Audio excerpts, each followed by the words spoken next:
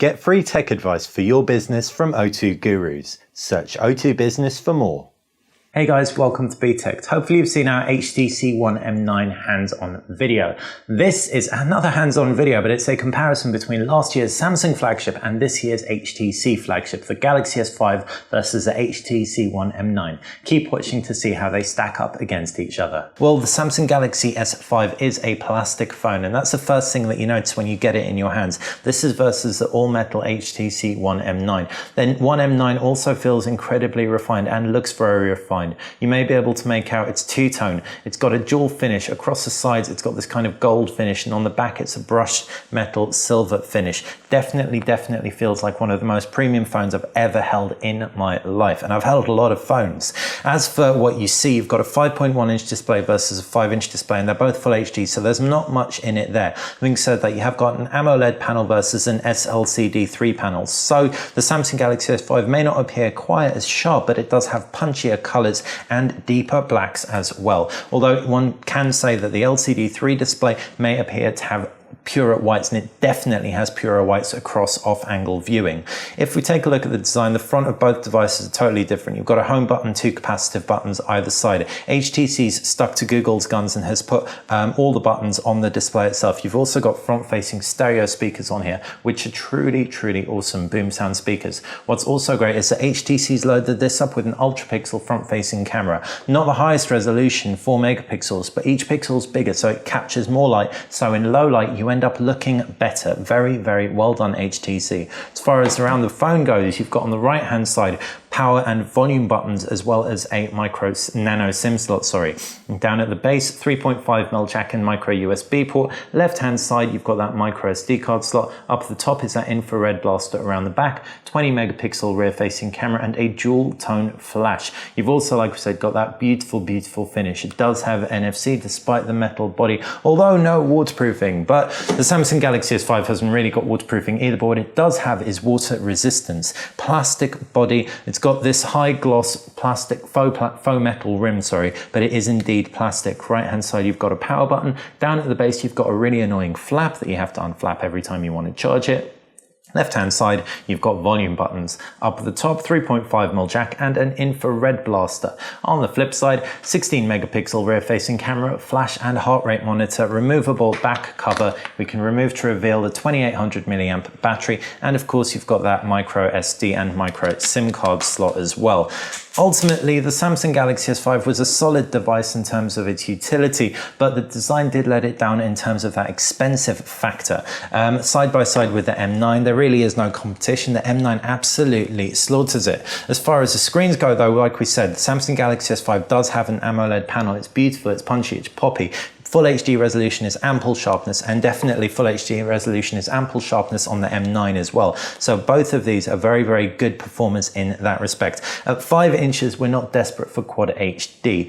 If we take a look inside the phones, though, they've got two different user interfaces. You've got Samsung's TouchWiz on top of Lollipop, and it's more heavily skinned than HTC's, or at least it feels it. It slows down a little bit more after a lot of time with it, but ultimately you do have a solid user interface with an applications tray. You've also got a pull down notifications bar and Flipboard briefing or My Magazine UX on the left hand side. That is horrible to use, so frankly speaking, we just turn it off. Home screen settings, My Magazine, switch that off. It's nice that you can customize it like that, but having said that, there is a lot of bloatware on here that you can't get rid of. So TouchWiz, you either love it or hate it. There are some really nice elements, for example, such as S-Finder and Quick Connect, that help you find things and connect to other devices without having to faff too much. And Samsung has massively improved the user interface in terms of making everything a lot more attractive, flatter, cleaner, and crisper. You also get a lot of free stuff with Galaxy gifts, such as a year of Evernote subscriptions, so that adds a lot of value out of the box. As for the HTC One M9 Experience, it's Sense 7, the newest version of HTC's Sense. You still have Blink Feed, you still have notifications tray, but you've got the Lollipop notifications tray, so two-tier pull down, as found on the Lollipop update on the M8. You also have all the HTC widgets you've grown to know and love, or love not so much, but you do have one that populates the home screen by default, and this is a dynamic contextual app sorter.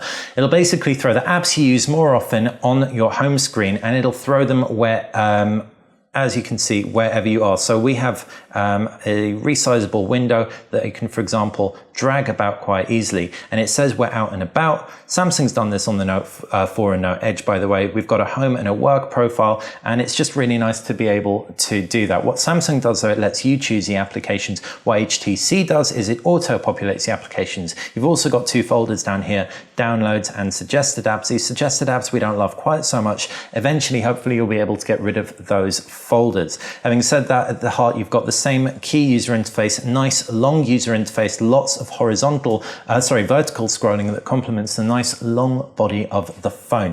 You can also jump into the settings and you can change your grid size from 4:3 to 4:5. And what that does, as you can see very elegantly, is it just spaces things out a little bit nicer. You can see down at the base, we have also got a button for our notifications bar because this is a long phone and HTC has made it all very nice and customizable. What you can also do on this that you can't do on the Galaxy S5 is you can allow for themes. Themes are great. Just take a picture with a 20 megapixel rear facing camera. So for example, we'll take a picture of our Galaxy S5, tap on it, you can see that picture right there, and then we can turn that into a theme by pressing the themes button. It'll generate an entire theme based on that picture. So it'll pick the colors and then it will throw them onto a theme. So grab that, it's creating a theme and it's showing us exactly what themes it generates. So all the icons and everything are going to be colorized based on that background picture. Really nice, really elegant way of making your phone that little bit more personal. And you've got some great preloaded themes on here too. So I can apply this theme instead of the theme that I currently have, which is of my cat, and you'll see exactly what happens. It does take about 10 seconds, 15 seconds to apply a theme. And this is really gorgeous. What this does is this theme in particular picks up on the really nice gold accents on the device itself. So that's HTC Sense 7. We really do like what HTC's done here. We've always been fans of how smooth the UI is and how clean everything is. And this is a really nice evolution of it. Definitely more enjoyable to use for the most part than TouchWiz. We'll see what the Samsung does with the Galaxy S6. As far as the cameras go, you have, like we said, that front-facing ultra-pixel camera, 4 megapixels, but awesome low-light performance. On the flip side, though, a 20 megapixel camera versus a 16 megapixel camera. We haven't done a side-by-side shootout. Having said that, the 20 megapixel camera isn't great in low light from our early experience with it, although it does have that gorgeous duo flash, one warm, one cool, lights up a situation very, very brightly and delivers really good white balance as well. It records 4K video, just like the Samsung Galaxy S5, and can do it for a minute longer, 6 minutes instead of 5 minutes. If we were to take a look at the camera user interface, which we did briefly earlier, you can also see that the HTC One M9 supports full manual shooting, and so is going to be much more preferable for anyone who's a little bit of an amateur photographer or anything along those lines. We really like the M9 generally in terms of the camera performance, although the video performance does leave a bit to be desired. Check out our 4K video sample, although we will disclaimer this is pre-production software, so watch this space for final release software samples too.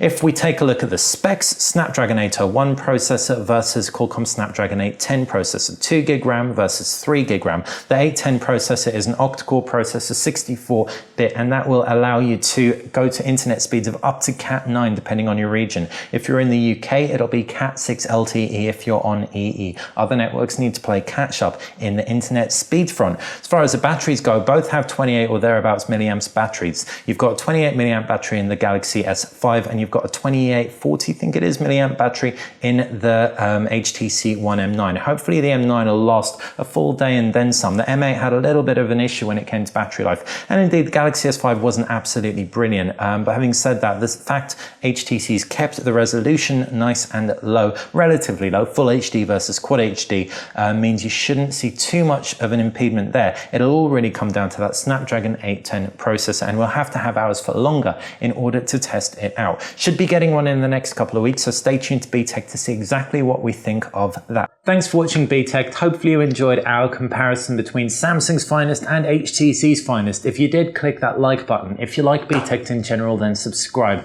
And of course, if you've got any questions about either phone, shoot them in the comments section below. Thanks for watching Btekt.